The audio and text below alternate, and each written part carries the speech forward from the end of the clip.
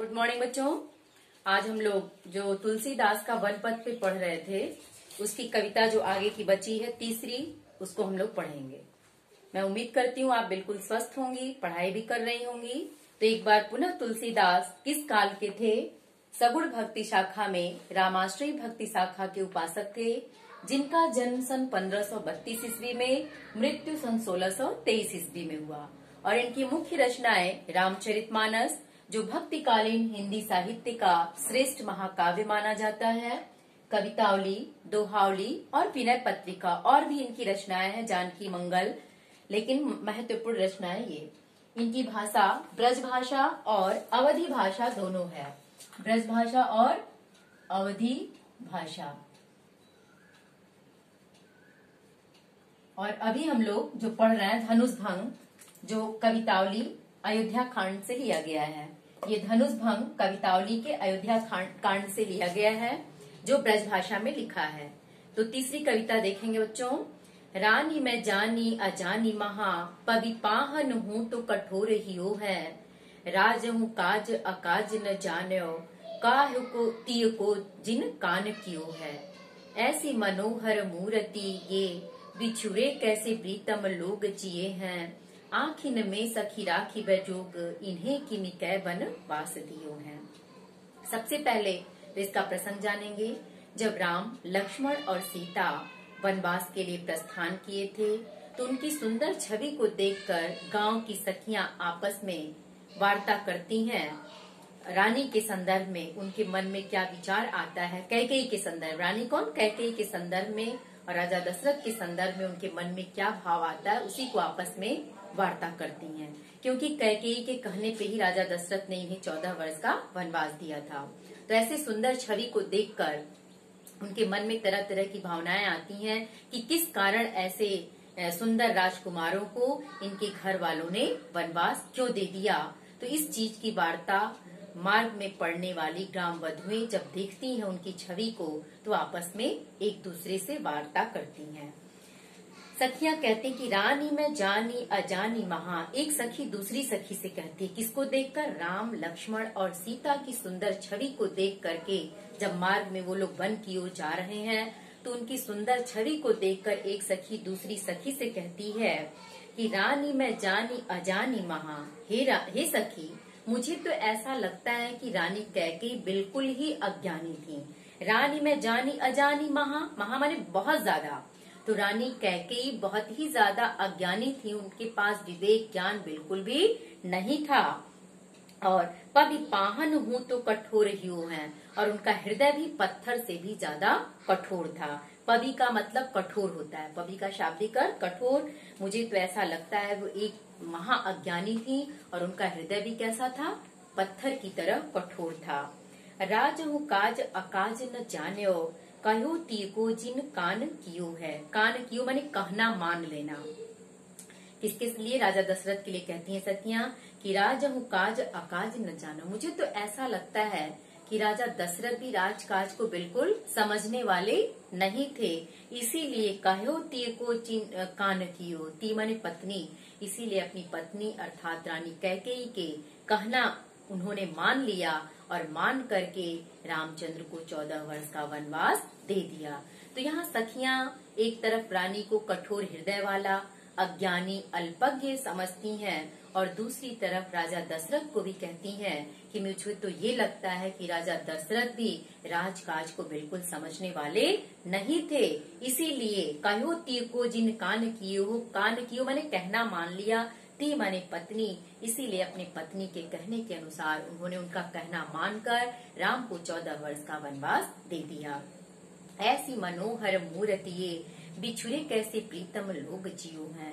अब यहाँ सखियां कहती हैं कि एक दूसरे से कहती हैं, एक सखी दूसरे सखी से कहती है कि ऐसी सुंदर छवि, राम, लक्ष्मण और सीता के लिए ये कहा गया है कि ऐसी सुंदर छवि, राम लक्ष्मण की छवि जो अपने मन और हृदय में बसाने लायक है, बिछुरे कैसे प्रीतम लोग जियो हैं। तो ऐसे सुंदर छवि से बिछुर करके इनके सगे संबंधी कैसे जीवन जी रहे हैं। आखिन में सखी राखी बे जोग, जोग माने योग्य, इन्हें किमी कै वनवास दिए। किमी माने क्यों, ऐसी सुंदर छवि तो आंखों में समा कर रखने लायक है, न जाने क्यों इन्हें वनवास दे दिया गया है। तो यहाँ राम लक्ष्मण सीता की सुंदर छवि को देखकर सखियां कहती हैं, न जाने कौन सी ऐसी आफत आई, कौन सा ऐसा कारण बना जिस कारण आंखों में, हृदय में बसाने वाली ऐसी सुंदर छवि को किस कारण 14 वर्ष का वनवास राजा ने दे दिया। तो ये तो हो गया आपका व्याख्या।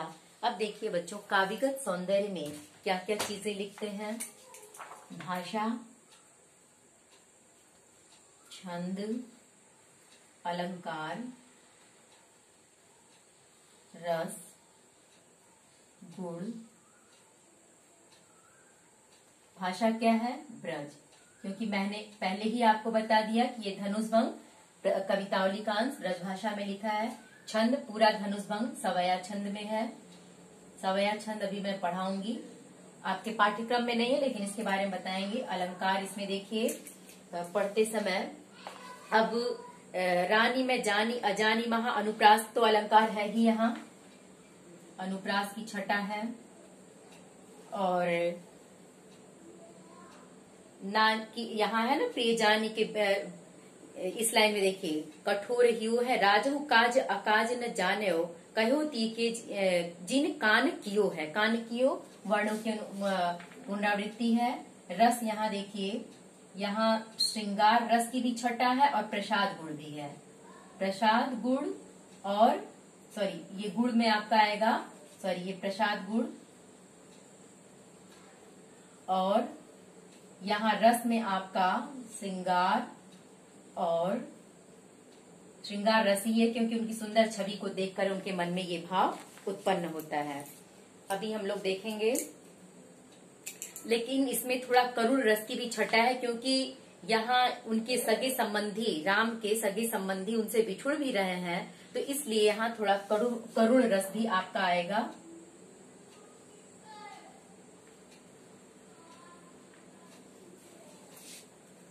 मुख्य ये चीजें हैं जो आपको काव्यगत सौंदर्य में लिखना है।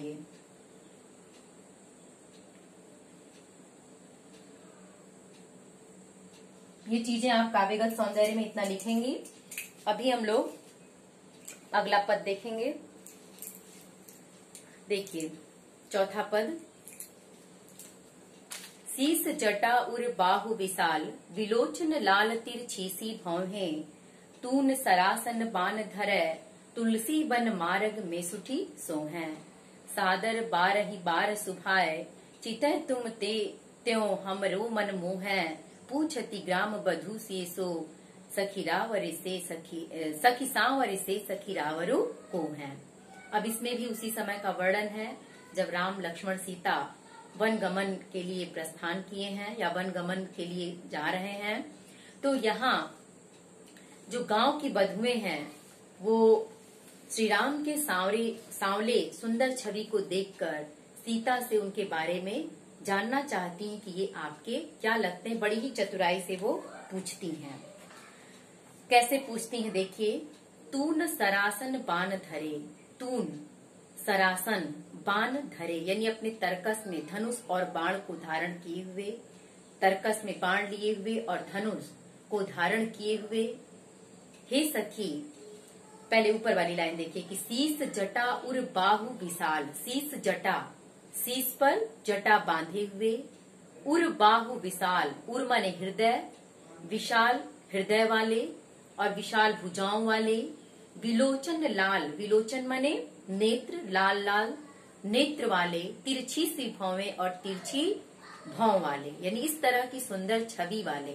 क्या विशेषता उन्होंने सखियों ने आपस में बताया राम के कि शीस जटा, शीस माने मस्तक, जटा माने जटा जो सिर पे बाल का बनाते हैं, तो शीस जटा अपने शीस पर जटा को बांधे हुए, उर बाहु विशाल, विशाल हृदय वाले और विशाल भुजाओं वाले, लाल लाल सुंदर नेत्र वाले और तिरछी विलोचन सी भौहें और तिरछी भौहों वाले, तून सरासन बाण धरे, तरकस में बाण लिए हुए, धनुष को धारण किए हुए।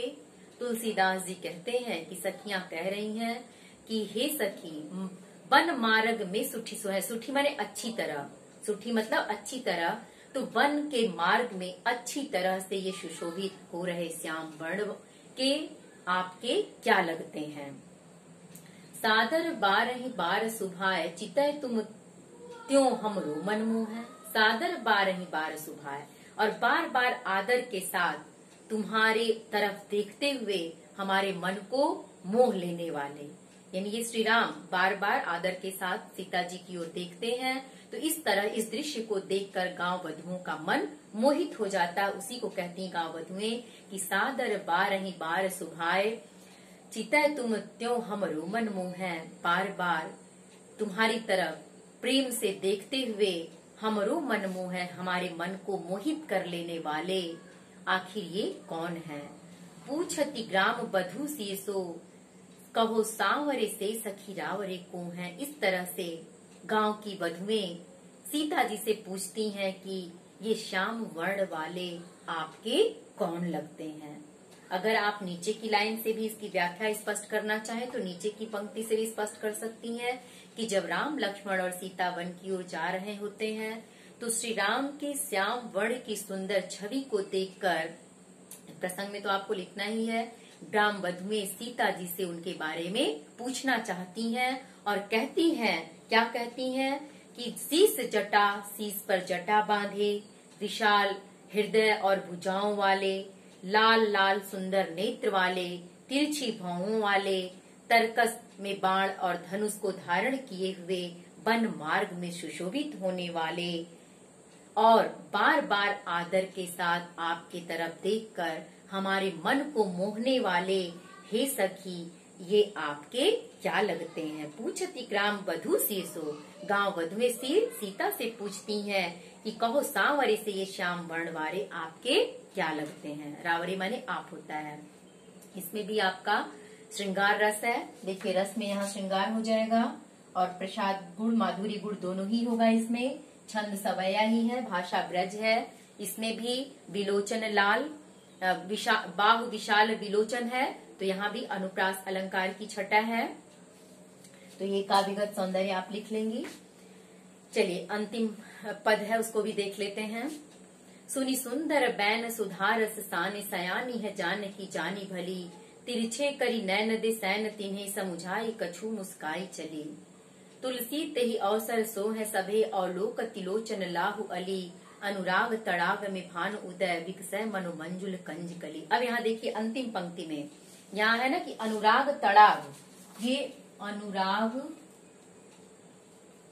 तड़ाग यहाँ तो आपका रूपक हो जाएगा क्योंकि ये उपमेय है और ये उपमान है। तो यहाँ उपमेय में उपमान का भेद रहित आरोप है इसलिए रूपक हो गया।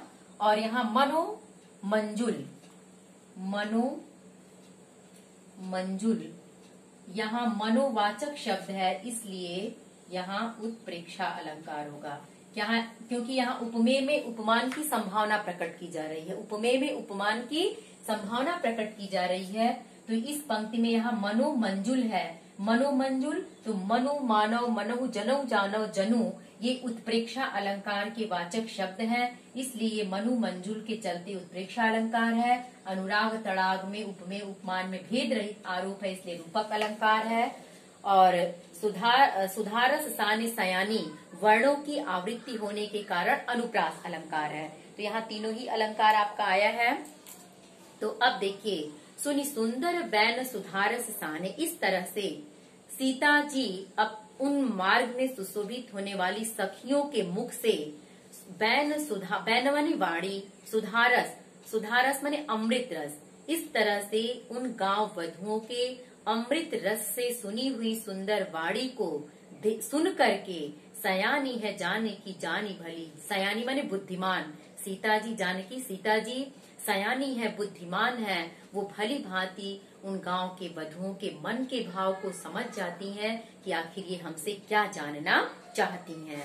तो तिरछे करी नैन दे सैन तिन्हे, तो वो अपनी नेत्र को गांव वधुओं की तरफ, श्री राम की तरफ तिरछे करी नैन दे सैन तिन्हें समुझाई कछु मुस्काई चली। तो सीता जी अपने नेत्र को थोड़ा श्री राम की ओर तिरछा करके देखती हैं और इस तरह से राम की ओर तिरछा देखते हुए गांव वधुओं को इशारे से समझाते हुए मुस्कुराते हुए आगे बढ़ जाती हैं। देखिए ना कि तिरछे करी नैन दे सैन तिन्हें, किसको तिरछे निगाहों से देखती हैं? श्री राम की ओर तिरछे निगाहों से देखती हैं और समुझाई कछु मुस्काई चली, और ग्राम वधुओं को थोड़ा समझाते हुए श्री राम की तरफ देखकर हल्की सी मुस्कान प्रकट करते हुए आगे बढ़ जाती हैं। तुलसी तेहि अवसर सो है सब है। तुलसीदास जी कहते हैं कि उस समय अवलोकित लोचन लाहु अली, जब सीता जी राम की ओर तिरछी निगाहों से देख के समझाती हैं, तो तुलसीदास जी कहते हैं कि उसी अवसर पर, यानी उस अवसर पे अवलोकित लोचन लाहु अली, अवलोकित माने देखना, लोचन माने नेत्र, वो गांव की वधुएं उस अवसर पर अपने सुंदर नेत्रों से श्री राम की तरफ एकटक देखने लगती हैं। अब जब वो गांव वधुएं एकटक श्री राम की ओर देखने लगती हैं सीता के समझाने पे, तो अनुराग तड़ाग में भानु उदय विगसय मनु मंजुल कंज कली, तो उनके नेत्र उस समय ऐसे लगते हैं जैसे प्रेम रूपी सागर में, अनुराग माने प्रेम, तड़ाग माने सरोवर। अनुराग का शाब्दिक अर्थ प्रेम होता है, तड़ाग का शाब्दिक अर्थ तालाब होता है। तो जैसे अनुराग तड़ाग में भानु उदय विकसय मनु मंजुल कंज कली, जैसे सरोवर में जो कमल की कलियां होती हैं, भानु उदय, भानु माने सूर्य, सूर्य के उदित होते ही वो कलियां सुंदर पुष्प में खिल उठती हैं, ठीक उसी प्रकार उस समय जब सीता जी ने इशारा किया राम की ओर, तो गांव वधुएं जब टकटकी लगाकर श्री राम की ओर देखने लगी, तो उनके नेत्र उस समय ऐसे प्रतीत हुए जैसे अनुराग तड़ाग में भानु उदय विगसय मनु मंजुल कंज कली, जैसे प्रेम रूपी सरोवर में। अनुराग माने प्रेम, तड़ाग माने सरोवर। तो जैसे प्रेम रूपी सरोवर में भानु उदय, सूर्य के उदय होने से, यानी सूर्य के किरणों के पड़ने से, विगसय मनु मंजुल कंज कली, कमल की कलियां पूरी तरह से खिल उठी हों, तो इस तरह का सुंदर दृश्य उपस्थित होता है। तो बच्चों इसमें भी आपका अलंकार तो हमने आपको बता ही दिया, अनुप्रास, रूपक, उत्प्रेक्षा, और इसके साथ ब्रज भाषा है, माधुरी गुण है, प्रसाद गुण की भी छटा है, और इसमें अनुप्रास अलंकार है, और भाषा तो ब्रज है, छंद आपका सवैया है। तो मैं उम्मीद करती हूँ बच्चों ये वन पद पूरा आपका खत्म हो गया, और इसकी व्याख्या जरूर आप कॉपी में सारे पद का लिख लीजिएगा। ये ग्रीष्मावकाश के लिए आपको गृह कार्य है, इसमें से एक पद जरूर 10 नंबर का परीक्षा में आपको आएगा, और जो आपको प्रोजेक्ट कार्य दिया गया उसको भी कर लीजिएगा। कल आपको मैं तद्भव तत्सम और भी चीजें व्याकरण में कुछ उसका वीडियो मैं बनाऊंगी। Thank you.